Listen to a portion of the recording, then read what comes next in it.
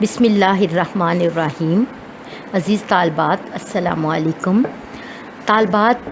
ہم نے اپنا سیکنڈ چیپٹر سٹارٹ کیا ہوا ہے نظریہ پاکستان کا تاریخی پہلو، جس میں ہم نے دوسرا ٹاپک ہم جس میں دیکھ رہے ہیں حضرت مجدد الف ثانی، ان کے پیدائش، حالات زندگی اور ملی اور اصلاحی تحریک کے بارے میں، اور جس میں کل ہم نے دیکھا کہ حضرت مجدد الف ثانی نے 16ویں صدی اور 17ویں صدی میں کس طرح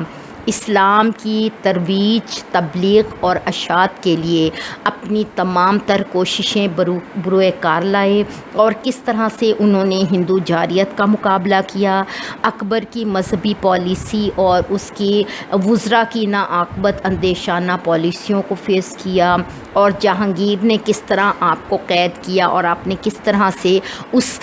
کے ساتھ برتاؤ کیا۔ پھر آپ نے توحید خالص کا تصور دیا، اور علماء سو کے خلاف بھی آپ نے بہت زیادہ جہاد کیا۔ حضرت مجدد الف ثانی جب بادشاہ کے دربار یعنی جہانگیر کے جب دربار میں آپ نے رشت و ہدایت کا کام شروع کیا، تو آپ کا یہ ماننا تھا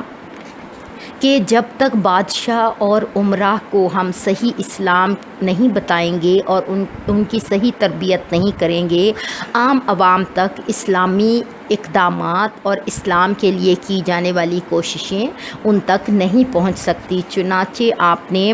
بادشاہ کے دربار میں رہنے کو اس لیے ترجیح دی تھی کہ پہلے ان کی اصلاح کی جائے، ان کے دل و دماغ میں غیر اسلامی قوتوں کو نکال کر اور عین پورے کا پورا اسلام ان کے دل و دماغ پر جاری کیا جائے، ان کو سمجھایا جائے، تاکہ یہ لوگ جو بھی اقدامات کریں اللہ اور اللہ کے رسول سے ڈر کے کریں، اور کوئی غیر اسلامی اور غیر اخلاقی اقدامات عوام تک مت پہنچیں۔ اس کا یہ اثر ہوتا ہے کیونکہ اوپر سے نیچے تک وہ ساری چین چلتی ہے، اگر سٹارٹ سے ہی اس کو صحیح کیا جائے گا تو آگے عوام تک جو ہے وہ صحیح کام ہوں گے۔ چنانچہ حضرت مجدد الف ثانی نے اپنی کوششوں سے ان امراء کو اسلام کے صحیح راستے پر لگایا، اور انہی امراء کی وجہ سے اکبر کی مذہبی پالیسی میں تبدیلی آئی اور اسلام دوبارہ پھلنے پھولنا لگا، کیونکہ حضرت مجدد الف ثانی نے ان کو خبردار کیا تھا کہ اگر وہ غیر اسلامی باتوں پر عمل کریں گے تو نہ صرف وہ اپنی دنیا خراب کریں گے بلکہ وہ اپنی آخرت بھی خراب کریں گے۔ حضرت مجدد الف ثانی نے تصوف کی بھی اصلاح کی، یعنی کہ اکبر کے دور میں، جہانگیر کے دور میں وحدت الادیان اور وحدت الوجود کے نظریے کا اثر تھا کہ لوگ غیر اسلامی قوتوں کا پیچھا کر رہے تھے اور خالق اور مخلوق کے درمیان جو ہے تعلق کو زائل کر رہے تھے۔ چنانچہ آپ نے ان کو سمجھایا کہ وحدت الوجود جو ہے، یعنی اللہ ایک ہے، اللہ ازل سے ہے اور ابد تک رہے گا، اور ہمیں شریعت کی ہر حال میں پیروی کرنی ہے، اور اللہ اور مخلوق، اللہ خالق ہے اور ہم اس کی مخلوق ہیں، اور خالق کی مرضی سے ہی کائنات کی ہر چیز اور ہر کام ہوتا ہے، اور اس کے علاوہ اگر کوئی نظریہ پیش کرے گا تو وہ باطل ہے۔ جیسے سکھ اور ہندوؤں کی بہت سی مثالیں تھیں، لیکن حضرت مجدد الف ثانی نے ان تمام چیزوں کو باطل قرار دیا اور کہا کہ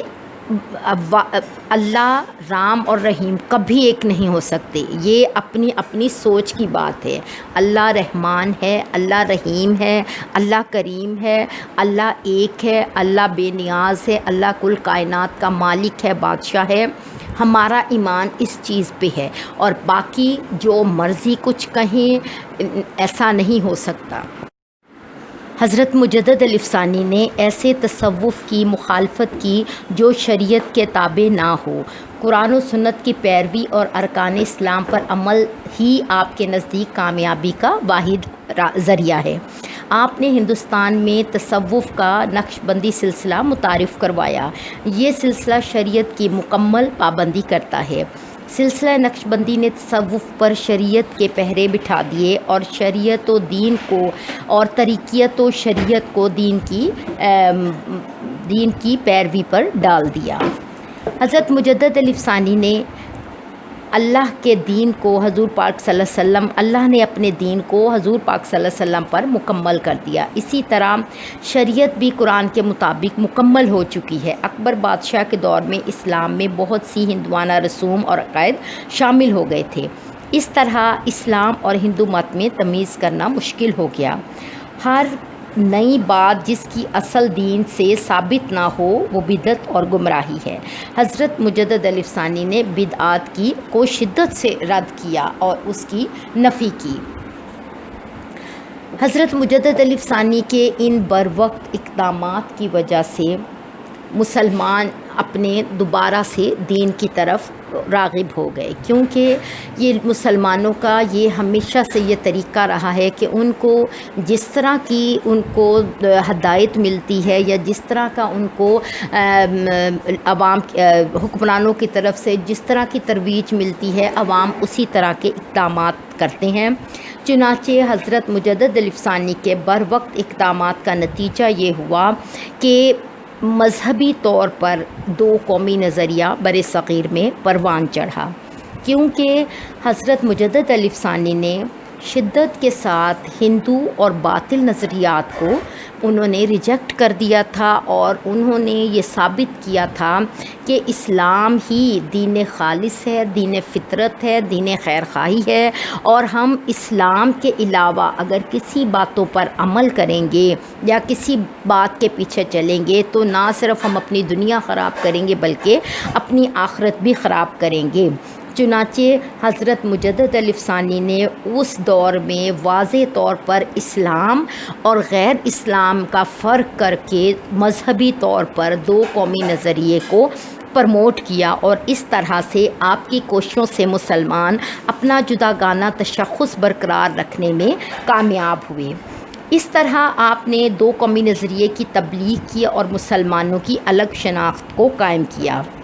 اور اسی دو قومی نظریے کو مسلمان آگے لے کر چلے، جو کہ نظریہ پاکستان آگے چل کے بنا اور الگ وطن کے حصول کا ذریعہ بنا، اور برصغیر میں مسلمان ہندو اور انگریزوں کی چالوں کو پیچھے کرتے ہوئے اپنے اسی اسلامی قوت کو، اسلام کی طاقت کو اور کلمے کی طاقت کو پکڑ کے مسلمان ہوئے۔ اس طرح حضرت مجدد علیہ ثانی کی ملی خدمات، تجدید دین اور احیاء اسلام کی بدولت آپ کو دوسرے 1000 سال کا مجدد کہا جاتا ہے، یعنی دین کی تجدید کرنے والا۔ اللہ حافظ۔